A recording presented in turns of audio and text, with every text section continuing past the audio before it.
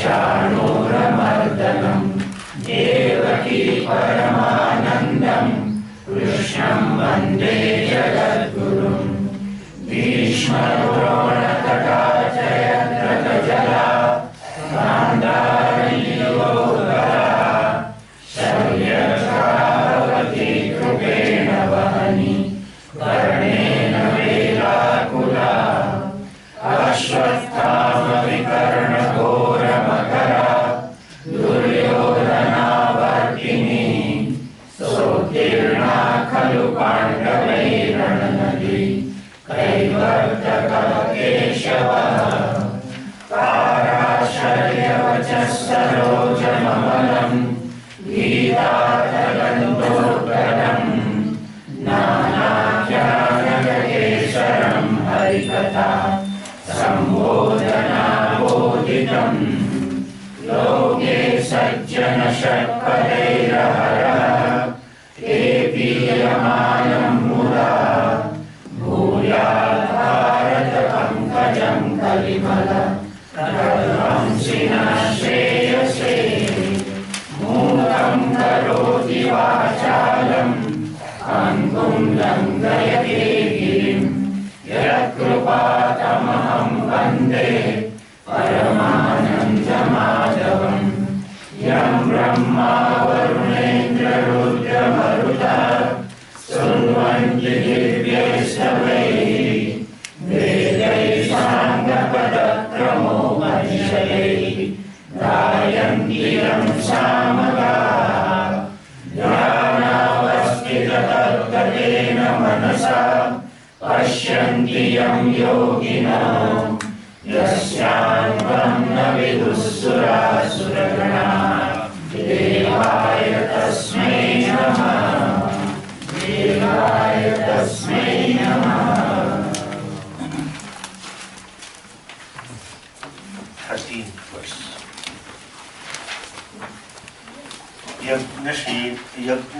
Yagnashishtashinas santaha muchyante sarvakilvishaihi Yagnashishtashinas santaha muchyante sarvakilvishaihi Punjate te tvagam papaha ye pachantyatmakaranat Punjate te tvagam papaha ye pachantyatmakaranat. Lord says, those who eat after having offered the food to the Lord. That means who partake having done their contributory actions, perform their contributory actions. The person may not be performing a given ritual, but has an attitude to maintain the harmony, has an attitude to be a contributor. That is Yajna Shishtashina. First, the primary priority is to contribute. So when he or she is yagna shishtasinaha, that means they are partaking the prasadam. That is that which comes from the Lord. That means karmayogis. And thing becomes prasadam only when it is offered to Lord. So they are doing karma as a Ishwararpana buddhi. All their resources are put to personal use only after paying the dues or only after making the contribution, whatever I have to do for the harmony of the universe. That people. One thing, as we said, two things. We are indebted to the entire creation for our survival. All inert and sentient things and beings continuously contribute for us to survive. And one more cycle, all these cycles, if we look at it, is oxygen, carbon dioxide cycle. Which plant has taken away my carbon dioxide and which gave me the oxygen, you don't know. So, since I am a receiver, and as I mentioned in the earlier class, receiver for a long time in the human life, then I need to be substantial contributor. Even after being on my own, that is only earning capacities. But then I keep receiving, I keep using the natural resources on Devata's seva, I keep taking. All that being the case, it has to be done daily, contribution. And second point, as we said, life survival itself involves some kind of violence, some kind of hinsa. To neutralize the hinsa and to have some contribution daily, these are all actions prescribed to be performed as a bare minimum. Panch yajnas, 5 yajnas, means these fivefold actions with an attitude of yajna. What is yajna? It doesn't belong to me. Idan namama. With that attitude. One of them we saw, one was Bhud Yajna. I support all living creatures surrounding me, including ants onwards. Okay? Then comes Nru Yajna. Nru means Manushya and human being. And Nru, Nakara with a Ru, Nru Yajna, Rishi Ru. Nakara with a vowel Ru, Nru Yajna. Okay, half circle down below. Nru means Naraha, Manushya, human being. Yajna for human being means what? Contribution to humanity. Because so many have been contributing to me, and in the pursuit I am hurting or taking away their rights and their requirements. So they tell this, Atithi Devo Bhava, that is a daily to be done. Welcoming the guest and feeding the guest. So feeding is a Nru, one of the primary. And it has a great value in the culture, so that every grahastha, every married couple is supposed to invite the guest if they are there. Traditionally speaking, the head of the family, before partaking his meal, has to open the door and shout, is there anybody hungry in the town? In the village, not town. Then he invites and does it. Don't do that, okay? The point is attitude to feed. Then the modern interpretation, we have to interpret the form, keep the spirit. Since I am indebted to humanity, so I return back to human society. So there are different Ishta Purta karma, as we saw those karmas in Katha Upanishad. I mean, having supporting Anakshetras, supporting students in terms of paying their fees and accommodation and all that, or helping some poor in terms of clothing or giving food. So many things one can do. That is called Nru Yajna. Okay? Then comes Dev Yajna. Expressing my gratitude to these Devatas. All these Devatas have been ceaselessly working for my survival, for maintaining the humanity and the creation.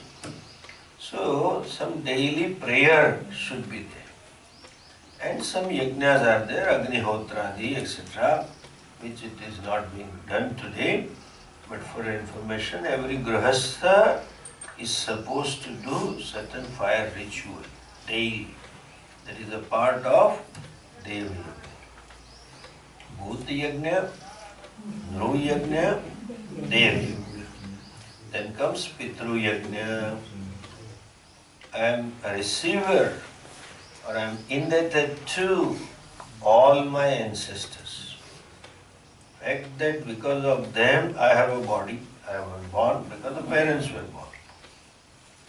And the culture, the values, the attitudes, they passed down from generation to generation.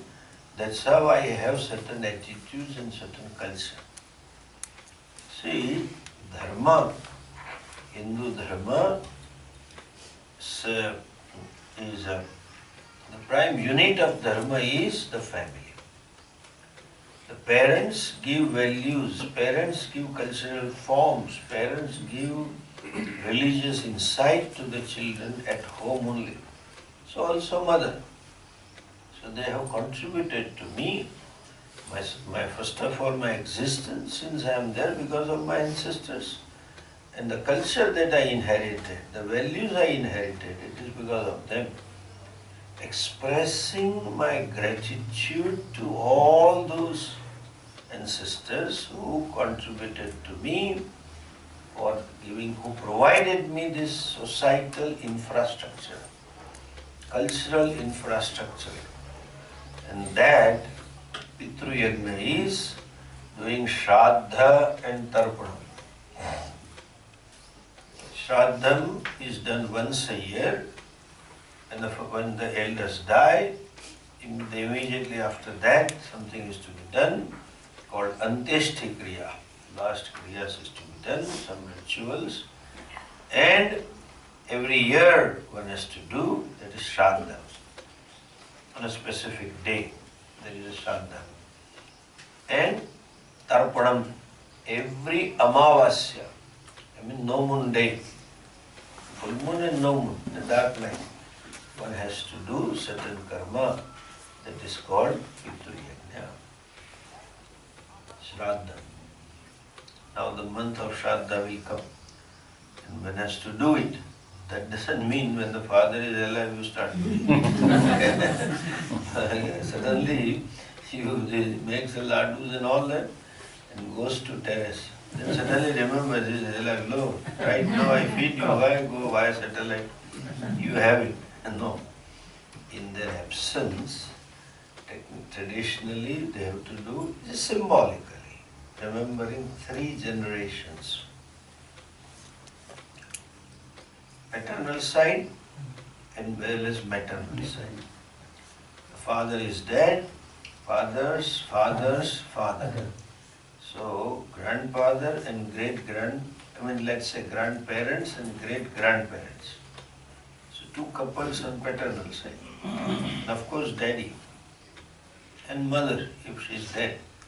Then on her side also maternal grandparents and maternal great-grandparents. So 5 couples, if they are dead, into bracket, not otherwise, start doing Shraddha. That is to be done by the eldest son. It's mandatory. Anybody can do. But then, even when they are alive, do seva. Then Matru-deva Bhava, Pitru-deva Bhava, and serve all the elders of the family. That is Pitru-tarpana. That is Pitru-yajna. That is a yajna for the ancestors, elders. And general attitude to help and do seva. And the last is Brahma Yajna. Brahma Shabda here in this Gita, in this section, couple of times, next verse also will come, is used in a sense of Veda. Okay? Brahma Yajna means Veda Yajna. Veda means knowledge. The body of knowledge that I have inherited. So I am indebted to all the teachers. Just as culture that I have inherited, the values that I have inherited, the family, the wealth, everything. Ancestor wealth also you inherit.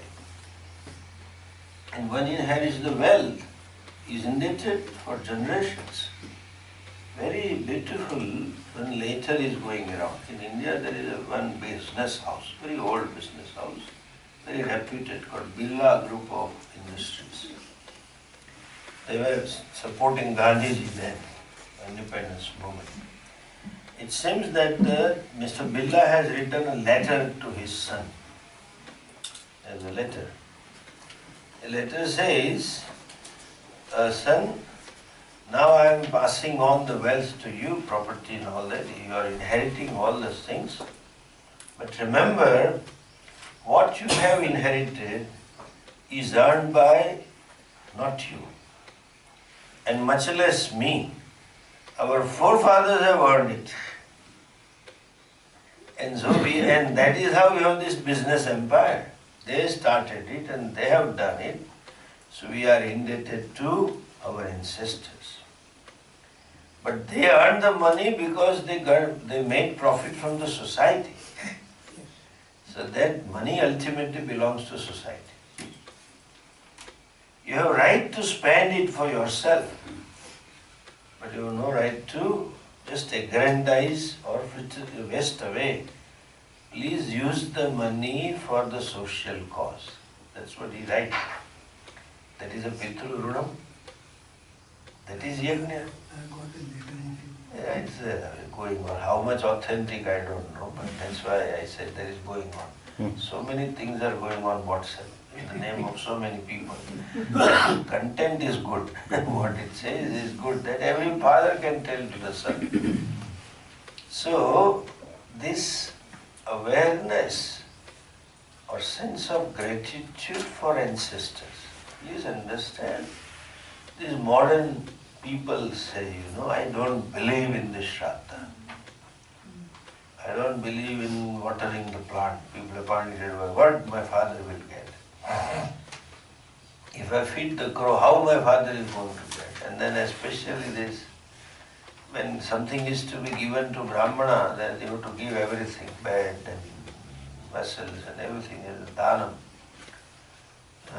By giving him how my father is going to get. That is not an idea. When you give the Brahmana, it is not going to convert it into digital and transport it to where your father is. In fact, your father, I know you, and I know your father, I know your great-father or grandfather, they don't need bed. They must be in heaven. Okay? So, they don't need any bed. Idea is that wish, that the runam that I carry indebted to the parents is so much that I should do something for them, contribute in return, acknowledge what they have done. That's the point. And since it's a Veda, therefore there is the word Shraddham. Shraddha means Shraddhaya Kriyate iti Shraddham. It is done with Shraddha. You don't know where they have gone. So do some Punya Karma as a proxy Punya. That's a Punya Karma as a proxy. Like you write a check, pay to, not all the time self. Sometimes someone else. The things are debited to your account, but money goes to the other beneficiary. See, it is my duty, even a common sense. When you love somebody, even your own son, when you send the child to USA or university, your dad goes to US or something, Australia, to another brother's place, the son or the father will give him some money. They will have the ticket and money, but still you will say, keep this $500 extra. He says, no, the other guy is there, your brother. He will give me what we want and we don't want to have any shopping. No, keep some money with you in case you need. That is, you don't know where the ancestors are. They may need some punya karma. So you do the karma and let them be the beneficiary. That provision is there in Shastra. See, two things one should know, you would have told in the next shloka. The concept of punya and papa is unique in our Shastra. First of all, concept of sin is there, but sin and papa are not okay, synonym, because not to believe is a sin. But our sin and our punya, for there is no word. You can't say merit. Swami would say, no, there is a word for punya. What is the word? Punya. Punya is a word for punya. And as he would say, is quantifiable. Shastra quantifies papa and punya. And therefore there is a mention, if you do this papam, you will have this hell. There are varieties of hell. Depending upon the papam that one has done. So also varieties of heavens, depending upon the punyam that the person has done. So Hinduism punya papa is quantifiable. And you don't know, it's a karma phalam. So Shastra says, so we accept it. Person refused to do this for a lack of shraddha. I don't want to. They don't mind giving a tip of 500 rupees or 1000 rupees to a bearer in the restaurant, but not to Brahman. Not for father. No. It is mandated, one has to. What is Brahma Yajna? The body of knowledge that I have inherited, I make sure that this body of knowledge is passed on to the generation next. That is why we have, they say, which Vedas you study. You know, this is my, or Gotra. So and so Bharadwaj Gotra, Vasishta Gotra, Akidasa Gotra, etc. Whatever is Gotra, that Rishi, that whatever mantra dashta Rishi belongs, when you say Bharadwaj Gotra, that means Bharadwaj Rishis. What was taught by Bharadwaja, you should remember and pass it on. So that accordingly to Gotra, they had to study Veda, gather the knowledge and pass it on. Traditionally, we never ever had Guru Shishya Parampara. It was Pita Putra Parampara, father-son tradition. Father gave away the knowledge to the son. Guru Varunihi Varunam Pitaram Upasasara Adihi Bhagavo Brahmeti Tagum Hovacha Tapasa Brahma Vijignasasva Tapo Brahmeti. All that Bhrigu and Varun Rishi story, father son. So there is a, you have to say, when introduced traditionally, then say Rigveda Dhyayi, Yajurveda Dhyayi, etc. I belong to study the Yajurveda. This body of knowledge we will preserve. Even today, some of the Vidyas, some disciplines of knowledge are not formally taught. Father passes on to son. See, Ayurveda, the Vaidya's son would always be Vaidya. father will teach him what is to be done, which medicine is to be given, how it is given, which mantras are to be chanted, etc., etc. Father teaches the son. That is Brahma Yajna. So many, even carpentry, masonry, all these the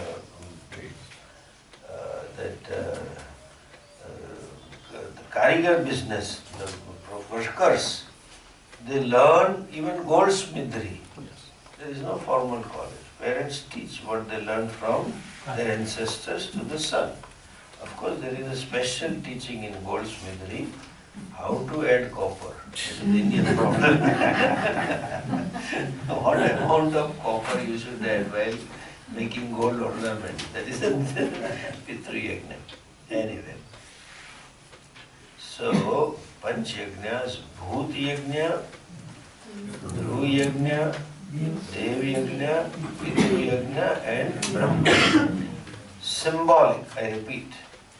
Because type of hinsa has changed, so also type of harmony, contributory actions also needs to change. Dhru Yajna will include helping somebody in hospitalization. Helping patient is also kind of a Dhru Yajna with reference to modern lifestyle. Devata Yajna. May not have time, but doing worships and prayer also becomes yajna if you don't have that. Okay. These people, kilvishaihi muchyante, become free from any impurities or papam. Bhunjate tu agham papaha ye pachanti atmakarana. The word papa has two meanings. Sin as well as sinner. Papa in a masculine gender is for sinner. Papa in masculine. Don't say Papa. Okay. Papa. Okay. Papa. Papa means something else. He is masculine. He is always masculine. Papa. And he cannot be sinner all the time.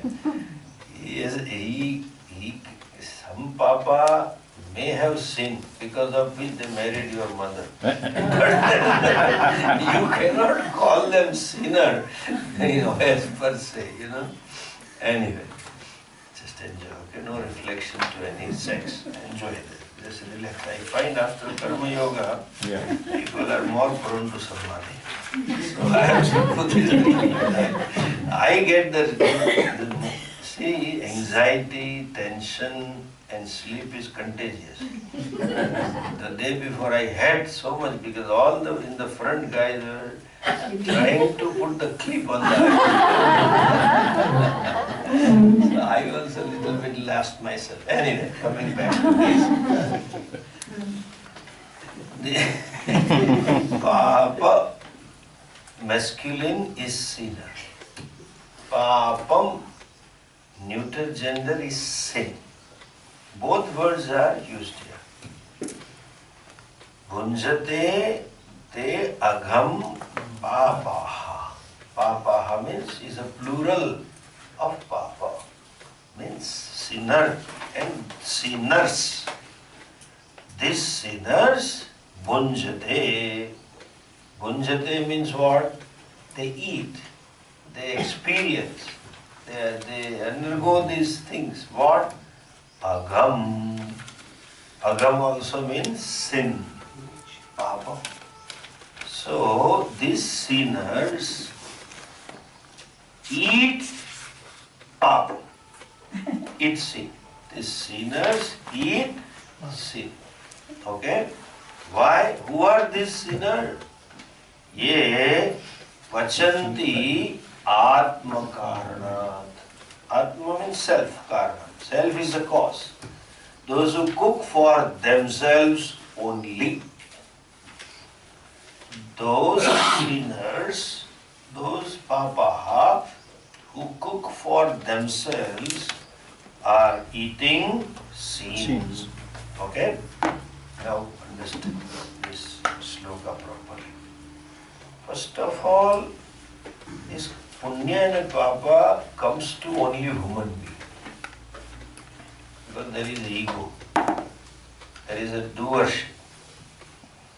Lion and tigers and all carnivorous animals, killing others and eating, they don't accrue papa all the time. They are designed for balancing the creation. Much less those animals like cows and buffaloes give milk, they always earn punya, which is not true. Since animals don't have a sense of doership, there is no punya or papa accruing them. It is only for human being. What is papam and punyam? In Shastric language they are called adrishtaha. What is that? When you act, it has an immediate effect, perceptible effect. And there is one non-perceptible effect. That which matures at a later date. Or not immediately, maybe generally later. That every karma has a result. Perceptible result and non-perceptible result.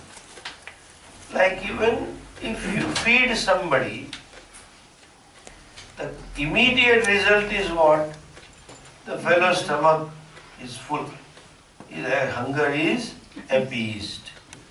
But then a feeding unknown person, not as Atithi Yajna, just you feel like doing it, is a punya karma. And that has given to some result which is unseen and which may mature today or tomorrow or after 1,000 years. You don't know.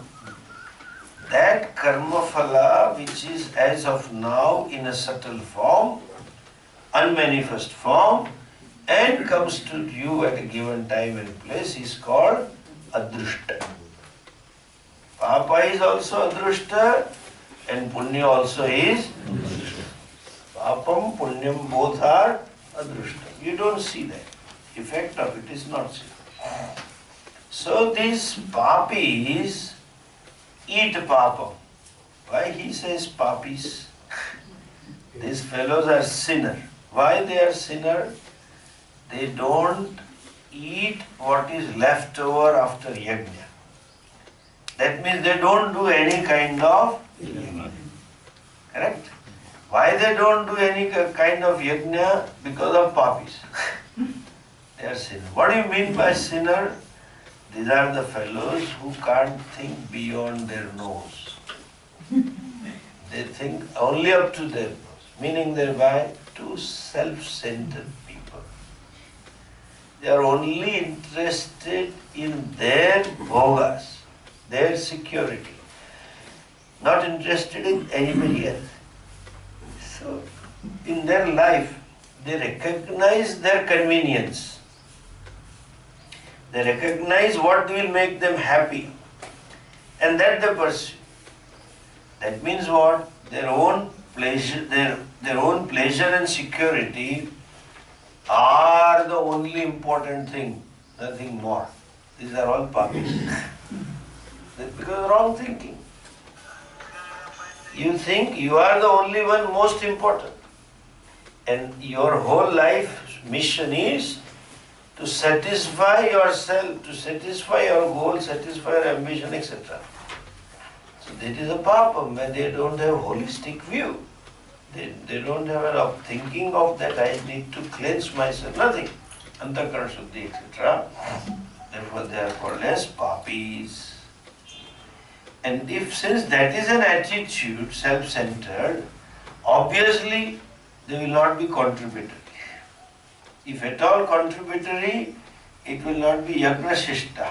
After offering others I eat. No. Namesake they do something and they will be on their own. These are all papas. These papis, they don't recognize dharma adharma. It takes time for them to recognize. And they recognize only their artha kama or only their convenience. they eat papam. They eat papam means what? When they don't work for harmony, they work for themselves only. That means they constantly disturb the harmony. They constantly loot the samasti, exploit the totality. And then it is only one way. You keep on taking and not returning. That means you are creating papam only. So they eat papa. Means since you are taking only, you are not working to fulfill others' rights and demands. You are working only for the self. So other person gets deprived of it. That is a papam. So you are incurring papam only. Such papis will incur papam. Okay? They pachanti atma karna. Those who cook for themselves. Nobody else. They are eating papam. Okay? In other words, eating papam, it is not laddu. It is a very. Otherwise people can gulp it. So better let it go. Eating means they are experiencing papa. Papa means unpleasantness, unhappiness. They may have riches, but the mind will be unpleasant. Therefore, pachanti atmakarna. Next sloka, we take it in after.